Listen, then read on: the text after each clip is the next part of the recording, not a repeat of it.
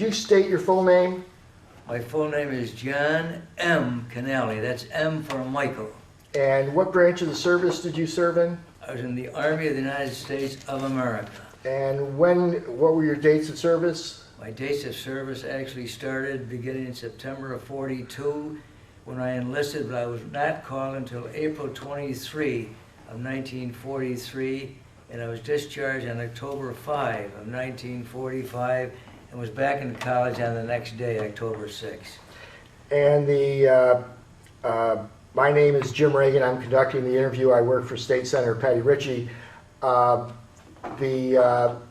here at the Oswego County Legislative Office Building. Mr. Canale, when were you born? I was born on January the 2nd of 1924. I was actually a New Year's baby, but I didn't get any gifts. The guy that followed me did get the gifts. And where were you born? I was born in Oswego, New York, 13126, right down here, a short distance, in the Wallace Bookstore, where that sub shop is. I was on the second floor, and it was the Wallace Bookstore. And what was your pre-war education? My pre-war education was 2 years in college. In fact, they took me out of Oswego State Teachers College in actually April of 1943. Now, so you were in college studying to become a teacher when were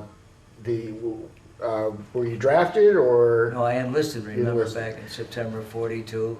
And I was told that if I enlisted, they would not take me, but otherwise I would have been drafted before I went in April '43. Now, how did you hear about Pearl Harbor? I heard about Pearl Harbor when I was in college, and I was actually in session at the time studying to be a teacher, and that's when I heard about Pearl Harbor. What were you doing when you heard about it? At that time, as I recall, I was in a class. And so what were the circumstances that, in a class that you would hear that Pearl Harbor occurred? Well, the general reaction was, that's terrible, it looks like we're going to be called in. I mean, when you were in class, all right, so you were saying from Fort Niagara you got sent where? From Fort Niagara, I went to Camp McClellan, Alabama for 18 weeks. That was called basic training. And then from there I went to Camp Blanding in Florida, where I became a regiment. I was an instructor of men, and I had to teach them how to take a rifle apart, the M1 rifle apart, put it back together, and then do it blindfolded. Then from Camp Blanding, Florida, they sent me to Camp Shanks, and from Camp Shanks I went to Ireland. And when I got now, when you were sent to Ireland, when about would that have been? That would have been around, the reason I can remember was about August the 23 of 1944. That's the day, and I didn't realize at the time that I was married on that same day in 1952. So you get to Ireland, and then what happens? Well, when I got to Ireland, I was very, very happy because they had my favorite donuts and coffee. I felt very happy about that. Of course, let's face it, I was very scared too, because I knew I definitely was going to go into combat. From there, they flew us in a helicopter across over the English Channel into France. And on October 3rd of 1944, during World War II, I was wounded in the first battle. And I do have this report right here. Before we get to there, so in June, when D-Day occurred, where were you at that point? That was June 6th of '44. Well, actually, at that time, as I recall now, my recollection is maybe not that great now, but I know I was at that time, I may have still been in the United States. I was not overseas, so I really was not able. I'm glad I didn't go into the Battle of D-Day, but what was going through your head when you found out that the Allies had landed and the invasion had begun? Well, I'll tell you the honest truth, I was glad that I was not there. But I knew that subsequently I would be in a battle, and of course, this Battle of the Bulge was the greatest land battle that was ever fought, according to Winston Churchill, Prime Minister of Britain. So while I missed the D-Day, I still think that I was very, very lucky in a sense to get into the Battle of the Bulge. Now, so you, from Ireland, they they send you, how did you get In a helicopter. in a helicopter? Helicopter. And how many men were on the helicopter? At that time, there were 2 other men, one on either side of me, and unfortunately, both threw up. I had my helmet. I had to help one guy. I mean, he kind of used my helmet. He was so upset, threw up into my particular helmet. The other guy started, so I gave my helmet to him, and they both threw up into my helmet. So where did the helicopter take you? They took us right to a little village by the name of Lorray, Lorray, and that's the first battle that I was in on October 3rd of 1944. Now, when you got off the helicopter, what did you see? When I got off the helicopter, what I saw was the enemy. Actually, we had to face the Germans, and they were across the field. And, So when you were getting off the helicopter, you could see the Germans from the helicopter? oh yeah, because they were ready for us. And were they firing at you guys? No, at first they didn't because I was at a great distance, but once we got up close enough, they fired upon us. So when you got off the helicopter, was there a unit there that you were joining? No, I was a staff sergeant, and I had 12, actually I had 12 men as a squad leader, and they were there, and I led them against. So were they arriving in other helicopters? They were there before me. And so you rejoined your unit, I joined them for the first time. and so you were given orders to attack the Germans? That's right. And how long a time period between when you get off the helicopter do you go into combat? It wasn't too long. I don't recall now, but it wasn't too long that I was into the battle either. So your commander tells you, take your men, your first time into combat, what's going through your head as, you lead, your men into fire for the first time? Well, I was very, very scared. In fact, I thought I was going to die immediately. That's how scared I was. But the point is here that I'd like to make is it wasn't too long after we started into the battle that I was wounded in action. So they had to take me out of there. And of course, I don't know who took my place, but someone took my place. I was wounded in the left wrist, but the bullet came from a burp gun shell. Have you ever heard a burp gun? Ba, ba, ba, ba, ba. That's the way it sounded. And it hit my wrist on an angle. Had it hit me directly, I would have lost my left arm. From there, don't ask me why, I don't know why, but they put me in a foxhole for that night. Can you believe that? And I had to put my left hand up here. That's the wounded arm right there. And I had a phone here. And all night it rained, and I had rain up to my chest right here. And the phone rang faintly, of course, and I answered the phone. And the guy on the other side of the phone said to me, Sergeant Canale, we would like to send you to officers training school, and then from there we will send you to Japan. I don't want to tell you what I thought. I just said to him in a nice way, thank you, sir, and I hung up. The next morning they took... Why is that? I mean, wouldn't you want to be an officer?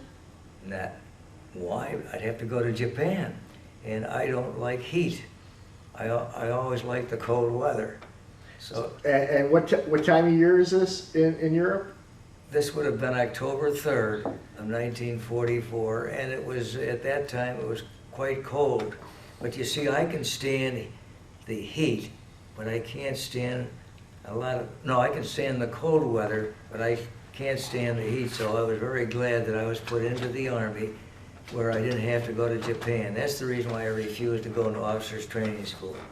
My wife, incidentally, was a second lieutenant, and she was over in Foggia, Italy, and every morning for my breakfast I have to salute her as a staff sergeant.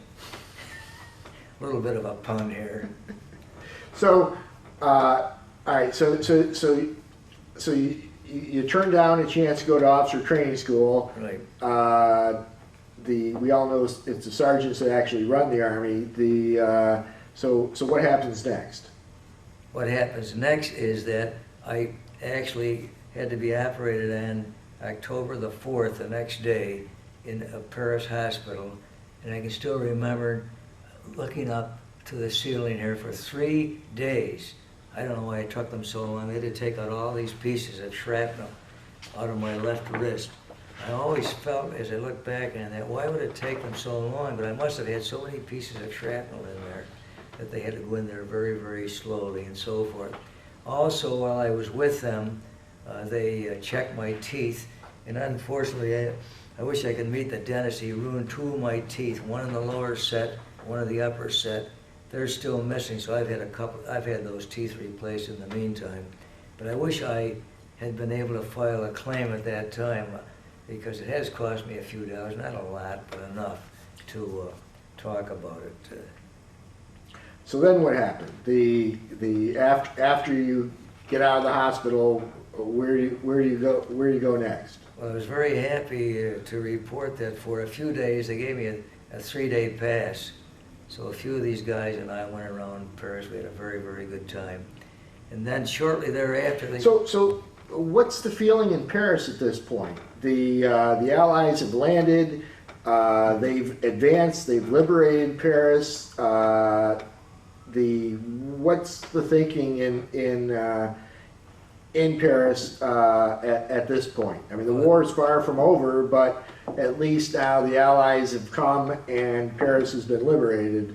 Well, at that time, of course, I had a great feeling of, let us say, ebullience, because we actually had defeated the Germans up to France. Little did I know, though, that subsequently, beginning on December 22 of 1944, I was going to be in the greatest land battle, because the Germans. Now, but before we get to there, right. You're in Paris. You got a 3-day pass. Right. You're in the City of Lights.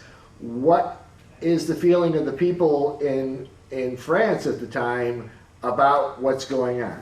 Well, people were very happy. Of course, naturally, we did go to a few bars there, not to study law, but to have a few brews, and we met a few people.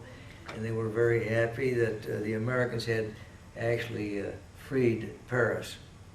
And now, I've got another little story. A buddy and I were, if you know anything about Paris, I never knew too much about it, but in the back streets of Paris, they have these narrow streets. And I was going along with my buddy, I don't even remember his name now, but all of a sudden I was talking to him and I didn't see him. So when I saw him the next day, I said, well, what happened? He said, well, they grabbed me right off the street. And I said, what happened from there? He said, I'd rather not tell you, so we just surmise what happened. He probably had a good time. So it was a good experience. They didn't mug him. That's right. Okay, so, all right, so so then what happens? Well, then after that, of course, I was sent to Swansea, Wales, from Paris, France. And as I recall... Swansea, S-W-A-N-S-E-A, Wales. And what's that? That I was sent there because I needed further hospitalization. They did not think I was ready or healthy enough. So that's back in England? Yeah. Well, Wales is a part of the British Isles, as you know. So that's back in Great Britain, and go ahead. Right. So anyway, while I was there at that hospital, I went all the way around the ward. You had these different guys in the beds, and they all had white sheets, pristine sheets, and they all told me jokes.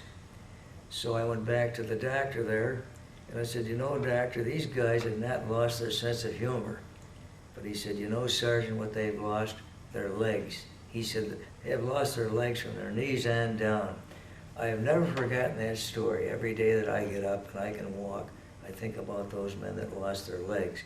But then subsequently, about, we'll say around December the 15th, see, the Battle of the Bulge started on the 16th.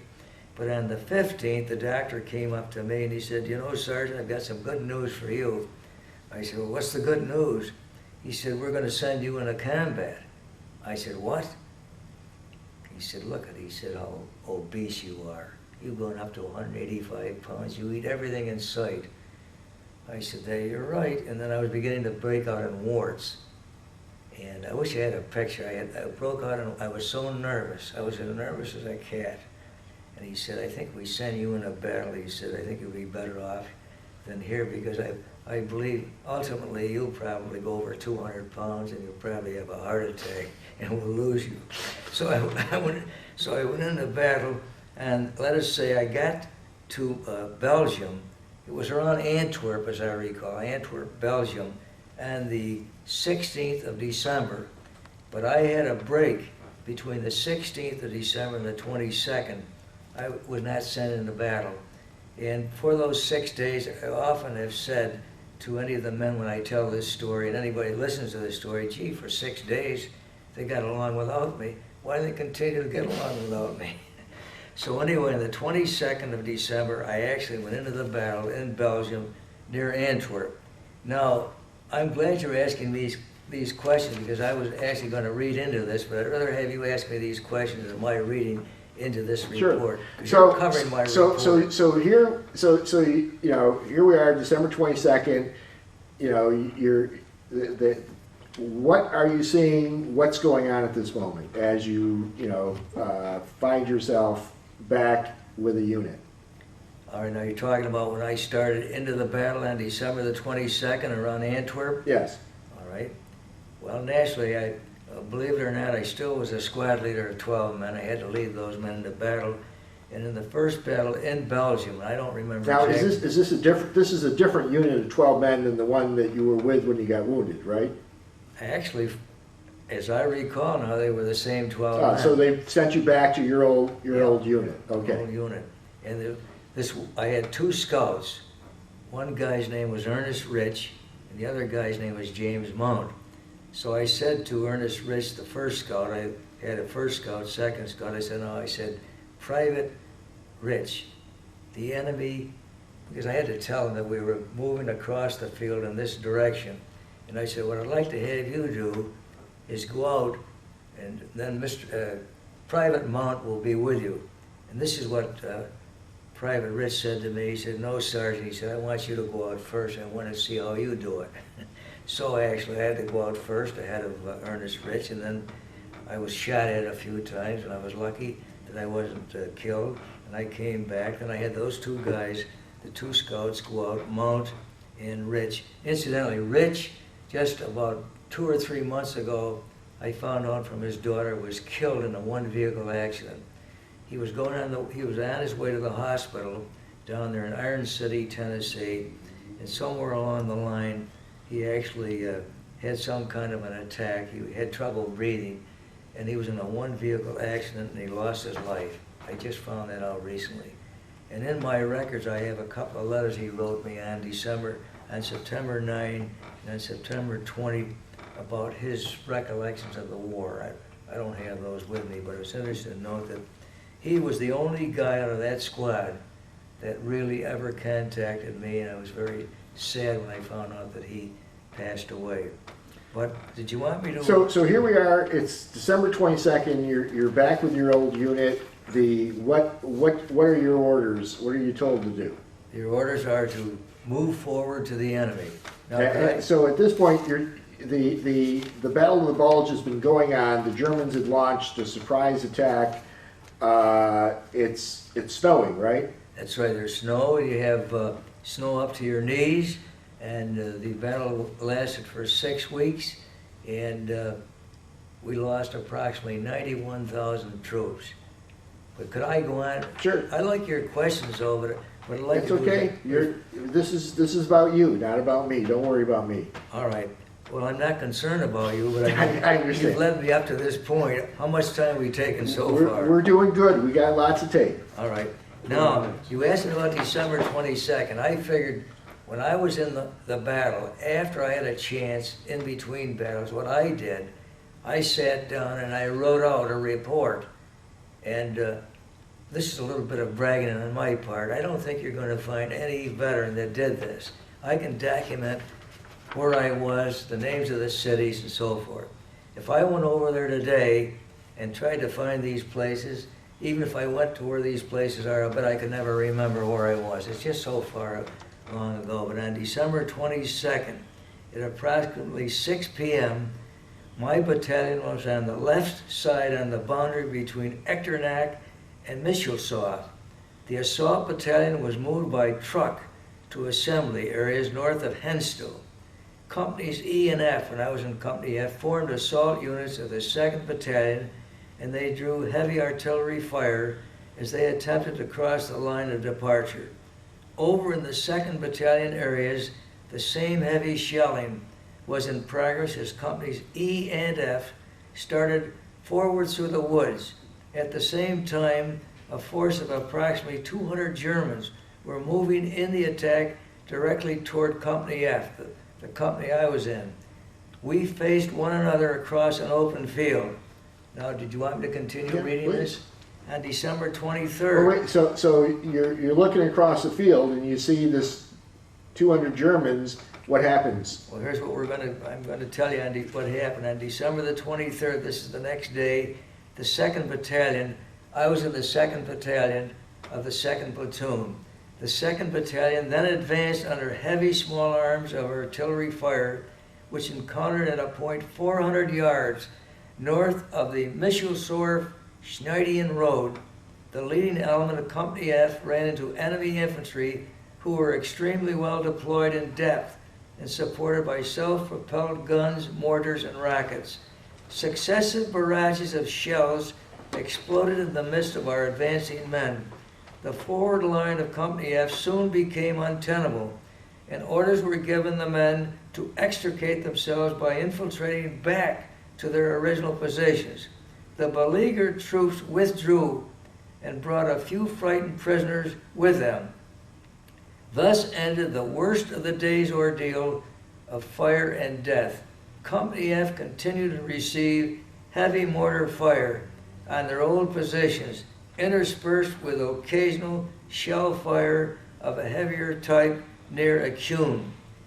Now, did you want me to continue on? Because I got... Well, so you know, so what you're saying is, you know, your unit had gone into battle. You guys had pulled back a little bit, but they're continuing to drop mortars on you and other shells. What's going through your head at that time? You know, what's the feeling of you and your men? Well, we're very scared because we didn't know how long we were going to last. In fact, when I look back on these things that I'm giving you today, I don't know how we ever got through this. But you did, Yes. and you know. So I mean, what did you say to your men? I mean, you know, you're the sergeant.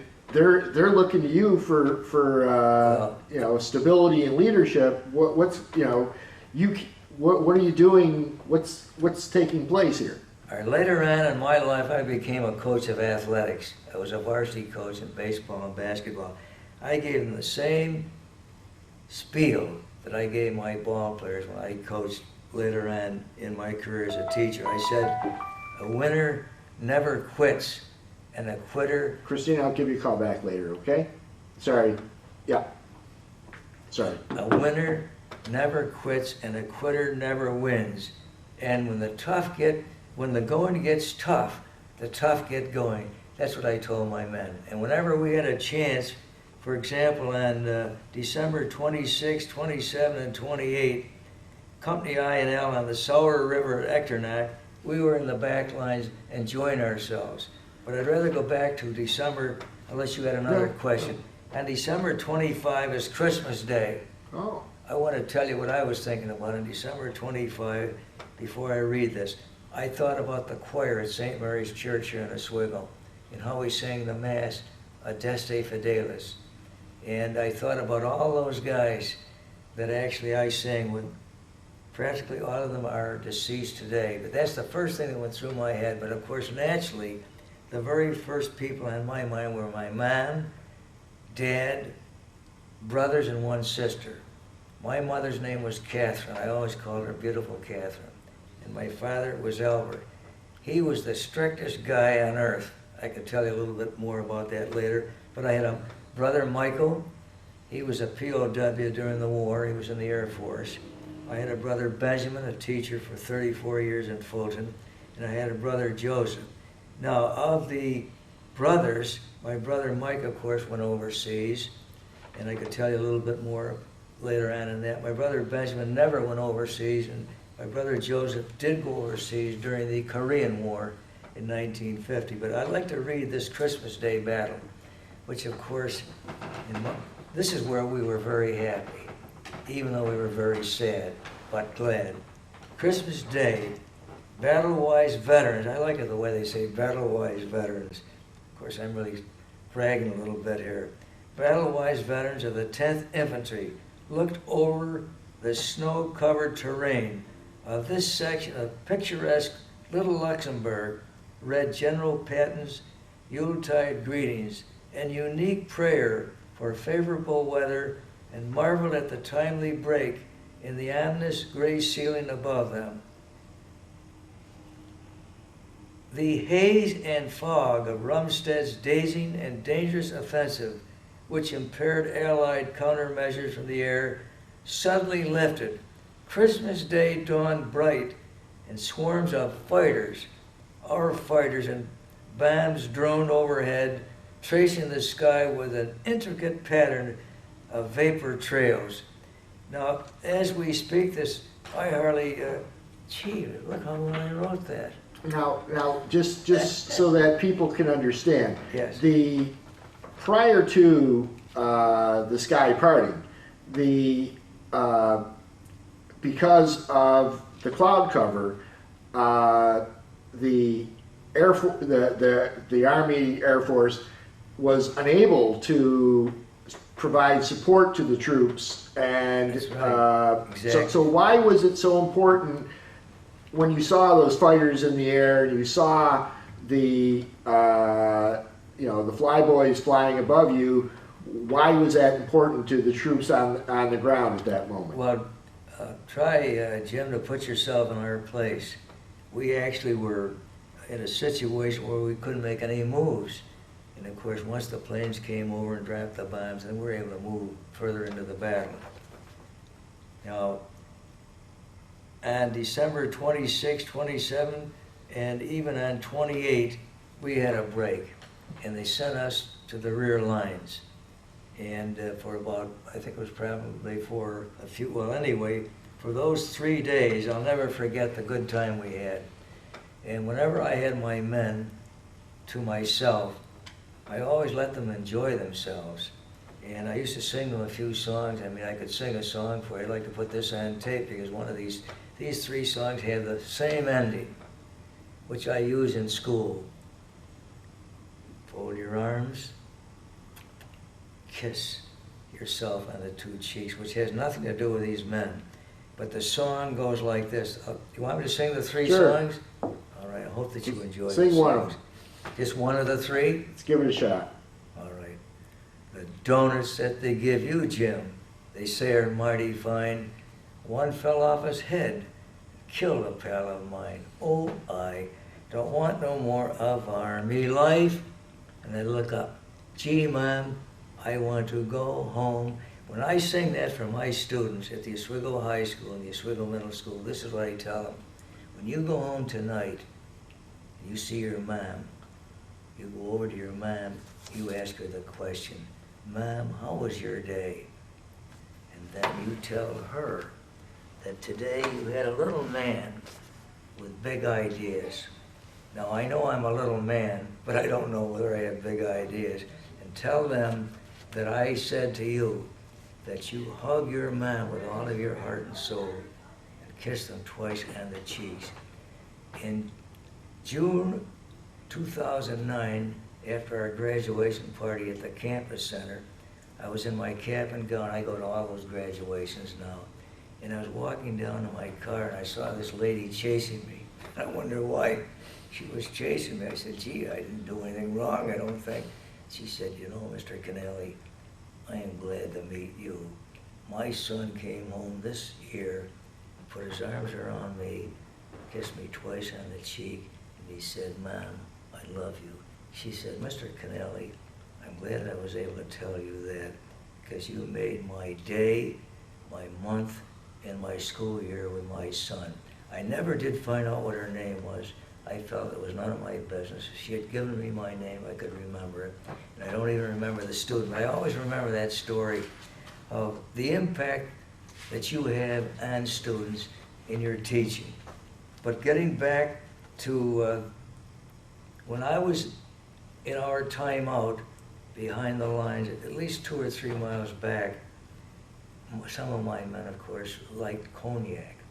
The cognac that they drank was so strong, you could put it into a cigarette lighter and light your cigarettes. Of course, back in those days, I smoked a little bit too. I wish I had not done it, but I did smoke a little bit with my men, and unfortunately, some of those guys drank too much cognac. So, let us say they were inebriated, to use a fancy word. Well, one day, at a time when I didn't know that a lieutenant was going to show up, he came and I saluted him. He says, Staff Sergeant Canale, he said, I'll give you a few minutes. He said, I'll be right back to inspect your ranks. They did that from time to time, even when you were having time off. Well, geez, here I got these 12 men, and they're inebriated. So I had to think, how am I going to do this? Because he's going to come back shortly. So I said, all right, you 6 men, I pointed to them, you go to that wall, stand against the wall, and lean into one another so you won't fall over. So one guy with the 6 men left said, well, now what are we going to do, Sergeant? I said, we've got it all figured out. You 6 guys lean against them, and you lean in toward one another. And they did that. Lieutenant came in. Yes, sir. And he looked at them. Excused. And after he left, all of those guys fell over. So here's a case in point where, in a sense, I might have been kind of court-martial. I mean, these guys are not supposed to be doing that heavy drinking. And I really didn't pay that much attention, because what I did, I went more or less on my own. And when I was on my own, I proved one thing about men. Men cry. I cried by myself. But I left the men alone, let them do whatever they wanted to, which probably was a big mistake in a way, because it gave them too much freedom. But I said to these guys after, I said, look, I said, after we leave here, we've got to go back into battle. And I had it figured out, because I wrote in, when we went into battle on January 1 through January 18, the first 18 days we were on the Saar River from Galsdorf to Reisdorf inclusive. Now, the message I gave to these men is, remember, men, if we ever get any more time off, don't repeat this. And once in a while, we did get time off, and they did not repeat and make the same mistake. Men in battle learn never to make a mistake twice. I'll give you a good example. When you went out on reconnaissance to find out where the enemy are at night, you took turns. Like maybe Monday, a few of these guys would go out, Tuesday, a few more. Well, whenever I went out, we all learned one thing. When you come back to where your men are, they ask you these questions. What's your ID number? I would say 12140262. What's the password? Let's say it was combat. I would say combat. If you didn't remember those 2 things, your men, right, he had it right, you were a dead duck, even though you were a human being. And I'll never forget, and I always tell my students this, when you come to school, my dear young ladies, I call them young ladies and gentlemen, and you make a mistake, the teacher gives you a chance, and you're still alive. But if you went into battle, which is H-E-L-L, and you made a mistake, you were a goner. So consider yourself lucky, and I always tell them this in class, that you are now, whether you believe it or not, in heaven on earth. Why do I know? I've been to H-E-L-L and back, and I try to teach those stories to my students. I have probably, well, my students right now, Jim, I have to brag a little bit. They have a Facebook Canale fan club list. The last I checked with this student by the name of Nick, I said, Nick, how many names do we have now on the fan club list? He said, you know, Mr. Canale, he had the exact number, 1,047. But I said, look, our job is still not done. We've got to get 1,500 on there, because there are 1,500 students in the Oswego High School. Also, while I'm talking about that, I also made a YouTube. At the end of a chemistry class, when I was substitute teaching, I always used the last 3 to 5 minutes at the end of the period, not to take away from the instruction. And I saw this kid, he had this camera. I said, time out. I said, what are you doing? He said, I'm taping you. He said, is it all right? I said, sure. So I sang a few songs, and I told a story. And the one song, or the one story I'm going to tell you right now is a story I'll never forget. When I was in Bastendorf, Germany, it's a very small village in central Germany of 641 people. We checked it out on the computer when I got home. We were walking down, and our men, 6 men on one side, 6 men on the other, and I noticed these juries, we call the Germans juries, they were having this wonderful meal. Now you gotta remember, we're 2 weeks into the Battle of the Bulge at this time. And when I left the hospital, even my men were well fed wherever they were. I was at 185 pounds. Within a couple of weeks after eating beans and drinking water, I was down to about 100 pounds. So I said to my scout, one of my men rather, Karl Haas, I wonder if he's still alive. He could speak better German than the Germans, so I whispered to him, I want you to go in there, Private Haas, and tell those Germans that are having a sumptuous meal to throw their rifles back and stand up on their toes with their hands clasped and keep that position, because if they don't, we'll blow their brains out. Those were my instructions. I figured if I'm going to go in there, we're going to make sure those juries are going to do as we're told. So we took them prisoners. I had a couple of men. Now, just to back up for a sec, you were saying they were having a meal? Oh, a beautiful meal. And were they in a house, or? They were in a house. And so your unit had snuck up on the house? Yeah, and we were clearing out both sides of the streets. And so you're clearing out the streets and you get to this house, so you saw it through the window, or? Well, we could see it through the windows, yes. But at a distance, too. I mean, we had pretty good eyes, and if we had to use binoculars, we had binoculars. We always carried binoculars. So you send your scout, and your scout gives them these instructions. So what happens? All right, but let's back up a little bit. He really wasn't a scout. I misspoke if I said scout. He was just a member of my squad. But whenever I had to have any interpretation, I was lucky. I don't know how many staff sergeants, squad leaders had somebody in their squad that could speak German. And I figured he could do just as well as the Germans. So what happened was this: when I walked in, geez, they must have felt I was 10 foot tall. I had 5'1". They looked at me and said, that little man. So I directed a couple of my men to come in and march them out to the outskirts of town. And they always took the prisoners of war and put them inside of a linked fence.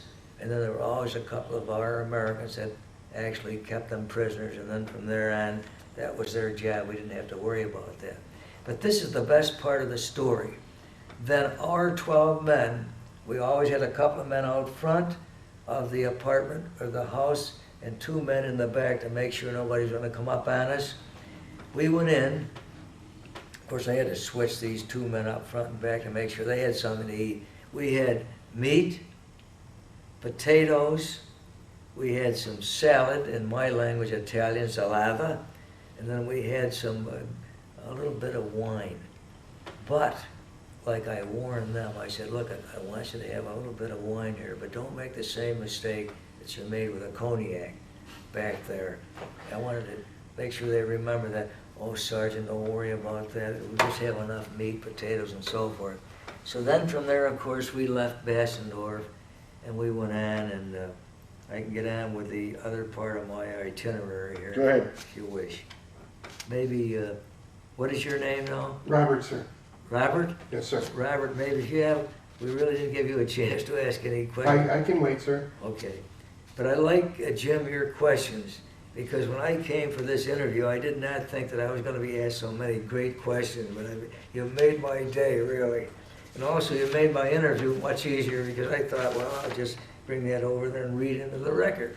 But it's working out beautifully. I'm enjoying myself. How about you, Robert? Yes, sir. We're enjoying this. So what happens next? I'll tell you, after I'm gone, whoever picks up this tape and listens to it, I would speculate that they're going to enjoy the tape. That's As long as you tell Patty I did okay, you know, then that's all that matters. You know? Definitely, I would definitely tell her that. I would never tell her anything else, because you've done a very expert job as far as I'm concerned. Now, Thank you. continuing on January 1 through the 18th, just to repeat myself, we were the first 18 days were on the Saar River from Galsdorf to Reisdorf inclusive. For a long time, I want you to know that I wanted to get a map and find out where all these places are. And someday, if I get enough time, I'm going to do that. So the next time, maybe if I meet you and you want to interview me, I'll have that map, but I don't have it today. January 1 to 15, Fulkeren and on the road leading to Walsdorf, also at Faroe, Herbstgraft, Tandel, on Tandel, Bastendorf Road, and Bastendorf just across the river on the right flank. Here we crossed the river in rubber boats. Surprise! I got to tell you this story. Why is it a surprise? Before we crossed a river, and we crossed 12 rivers, we crossed more rivers than any Army unit in the history of warfare. And that is a fact. In the darkness of early morning, January 18, the 2nd and 3rd Battalions began the drive of crossing. Now my big job was I had to carry one of those pumps. And we had these rubber boats that were deflated. So my big job was, I thought it was great, I had to pump up the rubber boats. And with 12 men, I actually always had to have 2 boats with the oars. And as we crossed from one side of the river to the other, and the best example of this would be when we crossed, for example, in Frankfurt. I like to think of Frankfurt in this crossing from the west side to the east side. As we were going across, all of a sudden a flare would go up. And when a flare goes up, you can look up and you can see all of the lights blaring more or less up there. And if you moved, let's say I was moving my oar. So it's nighttime. It was at nighttime. And you're making an assault on the other shore and hoping not to be detected, and suddenly I take it the Germans had fired off a flare. That's right. To see what was going on. What goes through your head at that moment? Suddenly Well, when you realize that they can see you. That's right, but what goes through your head is that you don't want to make a move, because if you make a move, it's showing on the silhouette of the sky. And let's say I was ready to move my oar, and I did, then they would send in a bomb and blow us up. But I really never had that bad experience. My men were well, I always try to train my men well, and they were trained well, that they knew that when that thing went up and the flare went off, if a guy had his right hand here or whatever, that's where he remained. And so what we did, I'm glad that I'm able to tell you this story about Frankfurt. I always thought about Frankfurt as a hot dog, something to eat, but it was very far from that. As we crossed, we had to go across this bridge, but before we did, I noticed a guy on a bicycle on the east side of this particular bridge, and he was going this way, we'll say. And while he was going this way, nothing happened in the way of any bombs or anything. But then when he came back in the opposite direction, that's when the bombs dropped in. So what did we learn from that? When this soldier was on the bicycle going this way and no bombs were dropped, I would say to my men, the first chance I got, when this guy gets back here after all the bombing, he starts going in this direction, that's when we start going across the bridge. So as we were going across the bridge, this guy by the name of Acker, his name was George Acker, he was a private, and he had a BAR rifle. Browning automatic rifle. Right. 50 caliber. No. What's that? 50 caliber. Right, 5th caliber. So you know a few more details. But anyway, he passed me on the way. He actually beat me over the bridge. And on the way by, he kind of laughed at me, like saying, you know, Sergeant, you're not very fast after all I had was an M1 rifle. But anyway, on the way across the bridge, just as we got to the east side, right in this, well, it was kind of a, I don't know what it was, kind of a little bit of a part of the bridge that had a roof over it, we saw this gentleman. He was a true gentleman. He was our captain. His name was Kubarik, and he's from Auburn, New York. I've often thought about visiting. I never have done that, to see if I could find him, or if his wife was still alive. I'd like to speak to her, but he died. He was our captain. Naturally, it was very sad, but you were taught never to stop because you are sad. You were always taught to keep moving. And if somebody died around you, you step over them and keep going. So when we got to the other end of the bridge, we of course naturally continued on in the battle.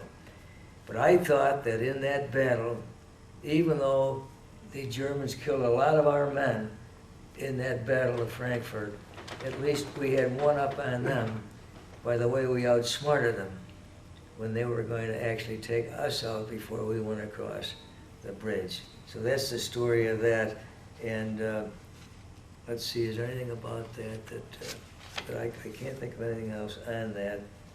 But at the bottom of this report, before I go on, I actually have said, submitted by John M. Canale, Company F, 2nd Squad, 2nd Platoon, 10th Infantry Regiment, 5th Division, 3rd Army, under General George Patton, whom we referred to as Blood and Guts.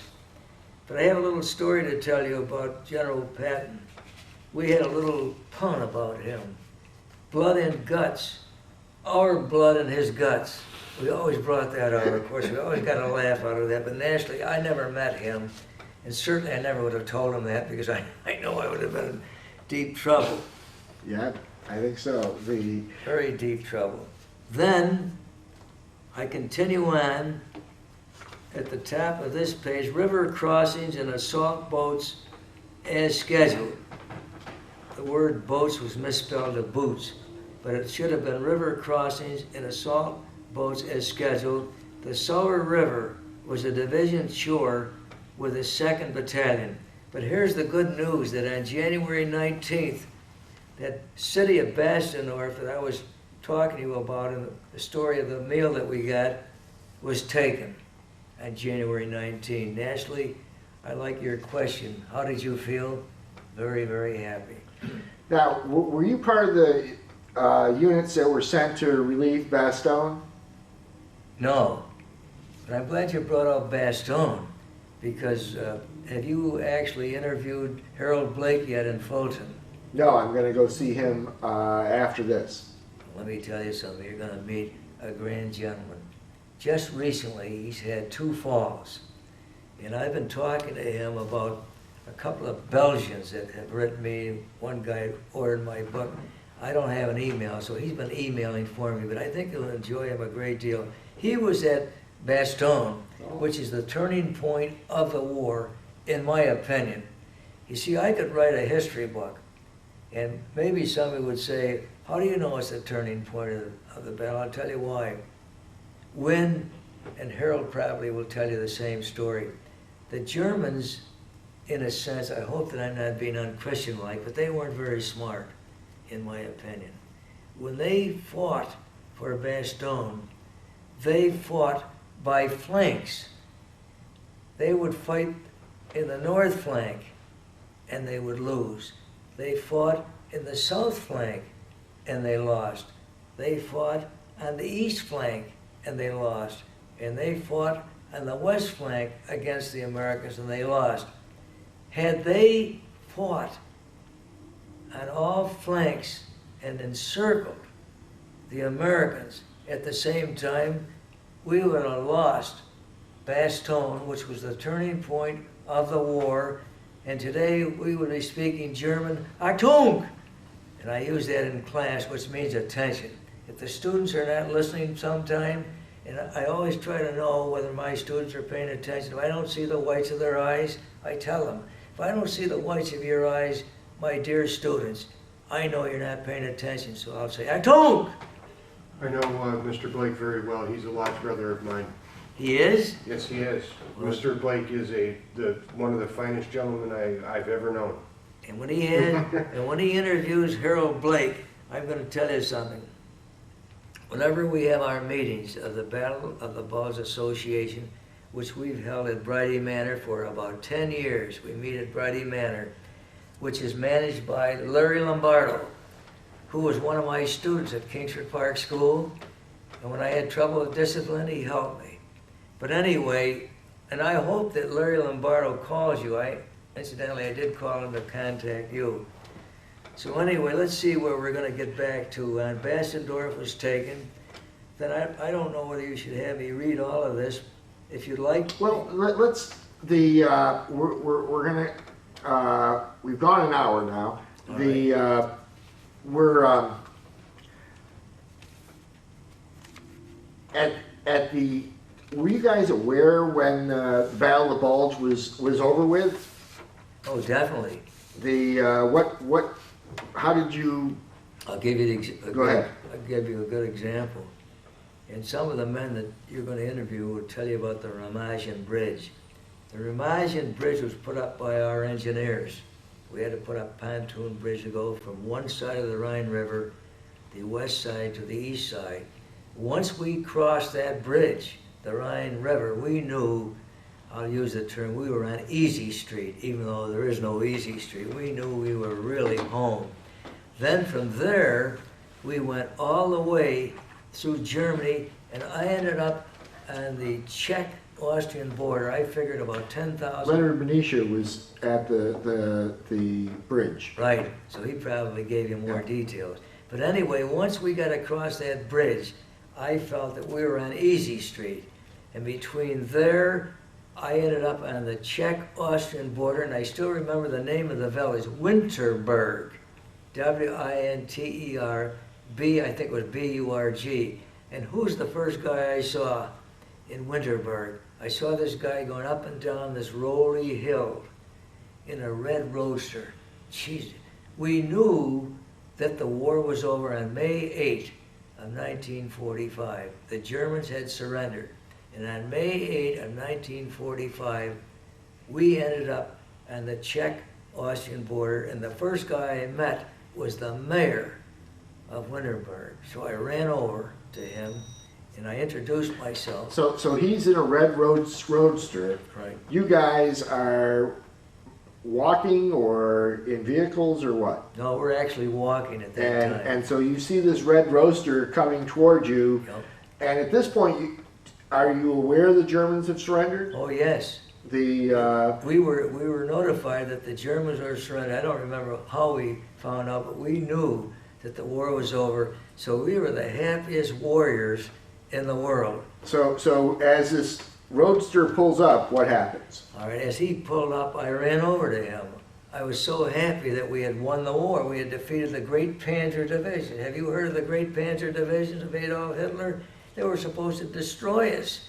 And in fact, I was talking to one of my best friends who was a chairman of the Social Studies Department at the high school, John J. Hegarty, and he had this report that the Germans thought that we were lazy Americans, that we wouldn't have the guts to fight them, and they would destroy us. Guess what? We destroyed them. So when I saw the mayor of Winterberg, I said, sir, I kind of saluted him a little bit. I said, dear sir, I said, my name is John Canale. I'm a staff sergeant of these men here. I said, what did you think about the fact that we defeated the great German Panzer Division of Adolf Hitler? He says, you know, Sergeant, you made our day. He said, we were so happy that the Americans defeated Adolf Hitler and Mussolini and Hirohito, because if you didn't, Adolf Hitler would have made the world into all white men. And if you were a colored guy or whatever, a Jew, you would be destroyed. That's basically the conversation. So then at that time, little did I know that I was going to run for mayor of the city of Oswego in 1995, after I was an alderman for 20 years in the third ward. Of course, I lost in the results. I was third in the number of votes, but of course, I only spent about $5,000 of my money. The two guys that I ran against spent $100,000. But to make a long story short, this is the way I did. I took the results, put them upside down. Now I'm number 1. The city of Oswego were the losers. The students of this school district were the winners. I always tell the kids this story, how lucky I am to be back with you. Had I won as the mayor, my wife was very happy that I lost, because I probably would have moved a bunk in down there at City Hall. I could still see myself down there. So what was your feeling when you heard that the Germans were surrendering? What had been prior to the news? What had you been seeing that had tipped you off that things were going well? Well, I'm not going to get into all of these days here, but as I started off with you, and beginning in January through, I've documented up to about March 30. Let's go to March 30. Frankfurt was first about to be cleared. April proved to be the earliest month of all, until we ended up on the Czech-Austrian border of Winterberg, B-E-R-G at the end, when the Germans surrendered in Reims, France, on May 7, 1945 at 2:40 p.m. Then May 8th became what we call VE Day, Victory in Europe. So the answer to your question is that between the time that we crossed the Rhine, even before, we were quite content that we were winning the war. What were you seeing that was convincing you that you were winning the war? Because we were moving so fast on the ground. Once you guys had pierced through the German offensive and began moving in toward the heartland of Germany, what was the Great Wehrmacht doing? They were destroyed, and I'll tell you what happened. I can still see them. They got in tanks and they were running away from us. And some of them didn't move fast enough, so we took, in my opinion, as I recall, hundreds and hundreds of prisoners. And we, of course, as I told you before, what they do with those prisoners, they actually walk them off to a certain area and they incarcerate them there. But no, they were so devastated. And don't forget the main highway there. I'm trying to think of the name of the highway. Maybe Autobahn. The Autobahn. On the Autobahn, vehicles could probably move upwards to 100 miles per hour or more. So these guys figured they didn't have any real vehicles except tanks. That's the best they could do. So naturally we caught up with them and took them prisoners. And I wish you could have seen the look on their faces. They were happy soldiers that the war was over. They didn't look at us as lazy, not having the fight in our bodies to defeat them. They saw us as warriors that knew how to fight, and we were not lazy. Sure, you can come. Yeah, feel free. Okay? We're sorry to miss it. No, he'll be back. As the Germany's collapsing and they're surrendering to you, and then you find out that the country is surrendered, the war is over. What are you and your or the war in Europe is over? What are you and your guys? What's going through your heads? We're very, very happy. We knew that the war was over, that now we'd be going home. And what they did with us. Only the district attorney. As long as they don't have an indictment for you, you're all set. Yeah.